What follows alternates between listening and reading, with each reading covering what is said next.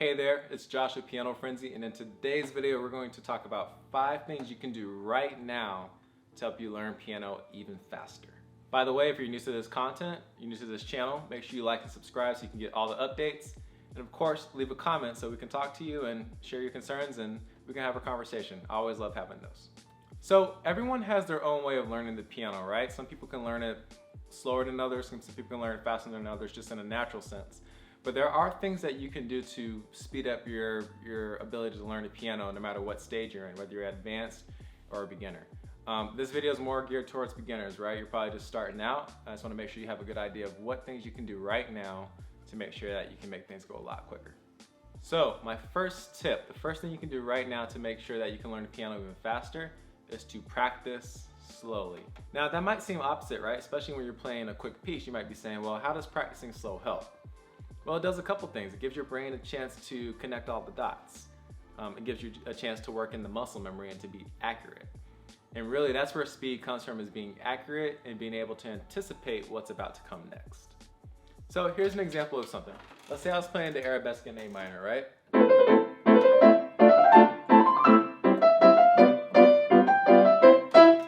Now, I would not come out the gates playing that fast in practice. I wouldn't even try to push myself to that speed even early on. Instead, I would start like this, very slowly. Now,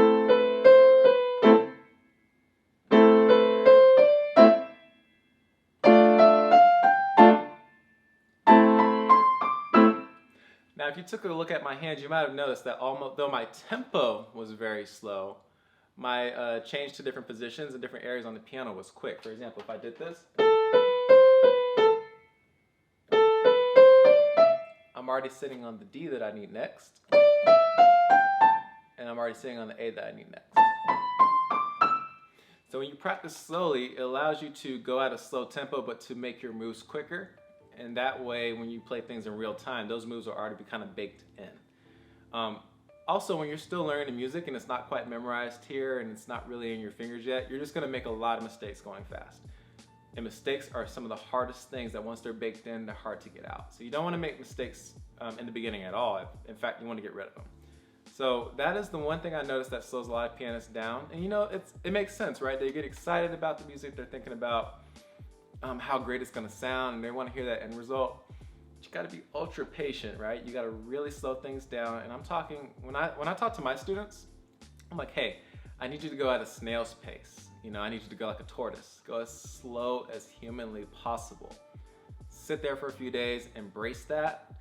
Then, you know, use a metronome, speed it up a couple clicks a day, and then maybe a couple clicks the next day, and then a couple clicks within the same practice session. And by the end of the week, let's see where you are. And that usually makes a huge difference.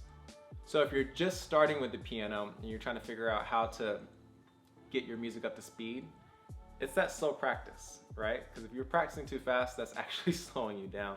It's gonna take you twice as long to learn something. All right, my next tip for speeding up your piano learning is to simply document your practice. That might seem simple, but usually people that are disorganized with their piano practice tend to take the longest to complete a piece. I see this amongst adult students a lot. You know, of course, adults, we got a lot going on in our lives, right? We gotta work, we gotta pay bills, all these other things, and piano practice can sometimes be like a bit of an afterthought, and it's just something we kind of squeeze in here and there. However, it's not getting the kind of nourishment that it needs to really excel. And so you might find yourself stuck with a piece for a very long time. However, if you journal and you document everything you're doing, it can really help. So there's a couple ways you can do this. You can use a journal, right? And that's what I use, a practice journal. And I just kind of write in there, hey, today is October, blah, blah, blah, 2023. What am I doing? I did this, I did these measures, I did those measures. And then when you practice again, you go right in it again. You can also use your phone. Sometimes I'll use like a bit of a scheduling app in here to give myself reminders to practice, or to use it for timings. You can use timesheets, you can use Excel files, but you do need to track your practice. And also this builds confidence. A lot of times pianists will slow down their progress because they start losing confidence because they can't see where they're actually making progress. But if you document it, you journal it, you will actually see that you are making progress. Even if it's slow, you'll see that those steps you're doing, hey, maybe it was 2 measures the first week, but by that 5th week, you could do 10 measures.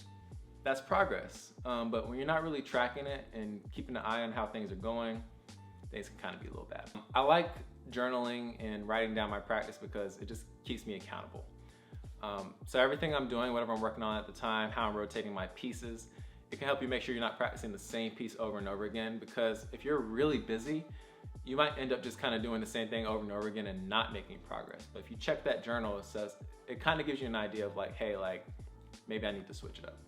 So that is one huge thing I would do, and I think it's crucial for pianists of all ages to keep a practice log, document everything, and know what's happening. All right, my next tip, and this is probably one of the biggest ones, is to practice in shorter intervals. So what I mean by that is, I know a lot of pianists that, especially in the beginning, they get really excited and they want to sit at the piano all day and they'll just play. But what ends up happening is they get burned out. If it's not early on, it's at some point they get burned out because they're always there. But practicing for longer periods of time does not always yield great results. And this is just in my own personal experiences with all the students I've worked with. You need to practice in shorter spurts. So I recommend practicing between 20 to 25 minutes. That's as much as we can be in deep concentration usually on any kind of activity we're doing. And then you can come back later in the day. So if your goal is to get an hour of practice in a day, do 20 minutes in the morning, 20 in the afternoon, and maybe 20 in the evening. But don't sit there for an hour straight. You will start to see as that hour goes on, if you were to sit there for an hour straight, there's just diminishing returns. For a couple of reasons. One, the concentration, right? You'll start to make a lot more mistakes. You'll start to notice it happening as that hour goes on, that you start to mess up more and more and more. Especially if you're not really conditioned for that, like a professional concert pianist. The other thing, there's just some diminishing returns over that hour because of fatigue. There are also points that if you're practicing too much, something that doesn't need that much time. For example, if your pieces that your teacher gives you, maybe your teacher gives you 3 pieces and they're all just chord notes, right? With a couple half notes in there. You do not need to sit at the piano for an hour. You probably don't even need to sit at the piano for 20 minutes. You might only need to sit there for 5 to 10 minutes, and that can be your practice for the day. You want to make sure you're not doing so much that you're just overdoing it. All right, another way to speed up your piano playing, to speed up your progress, is to simply record yourself. Now, I've had many issues recording myself. That's when I tend to make more mistakes. In front of audiences, I'm great.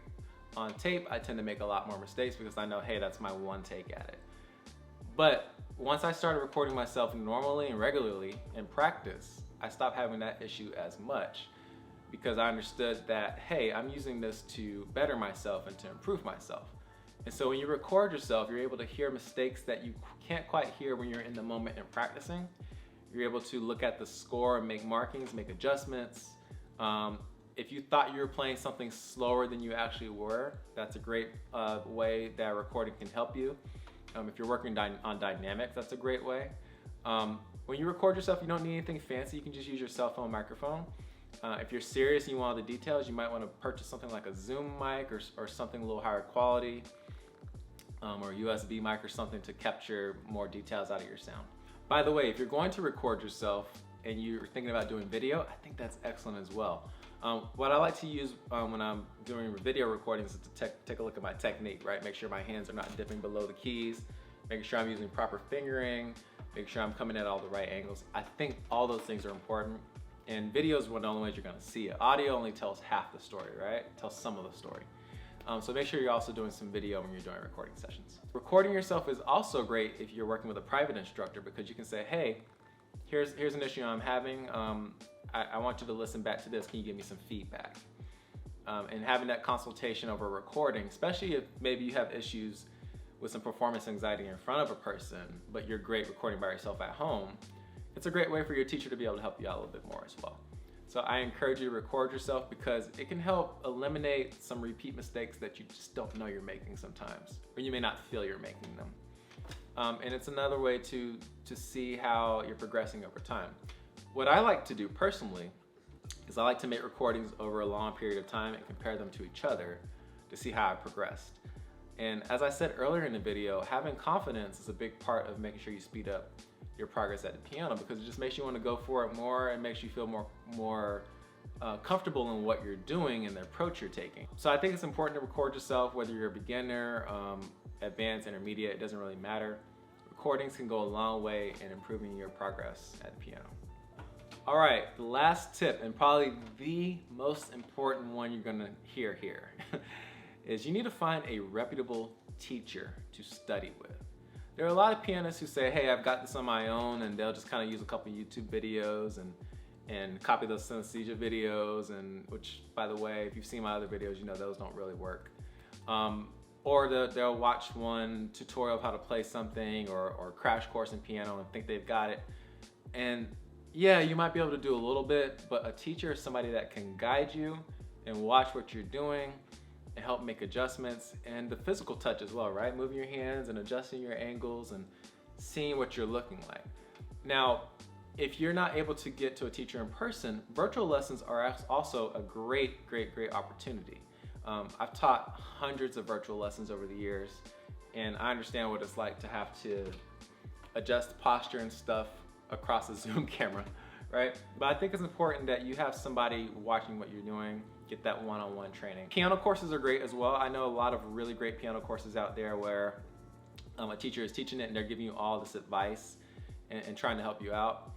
But make sure you take a course, if you can, that also has like the ability to maybe book a private lesson with somebody, and then you can, whether it's on Zoom or in person, that way you can get just that extra bit of attention. Usually teachers are able to get rid of mistakes early before they become like a habit. Or they're able to kind of put you in a position where you never make a mistake because they don't give you an opportunity to. So if you find that you're kind of getting stuck on your piano journey and you're not paying the money for the lessons, go ahead and pay money for the lessons. They are worth the money, and I think you'll see incredible progress once you start doing that. You're just going to kind of like surge, especially if you're a beginner. All right, that is it for today's video. I hope you found it informative. I hope you found it helpful. They may seem like simple changes that you can make, but sometimes the simplest of changes can have the greatest of impacts, especially when you're studying an instrument like the piano, as complex as this instrument can be. So if you enjoyed the content, make sure you leave a like, leave a comment. Let me know how you're doing. Let me know if there's anything that's slowing you down with your piano progress. I'd love to help. Just leave a comment. I'll write back to your promise. And with that said, have a great day, and I'll see you guys around.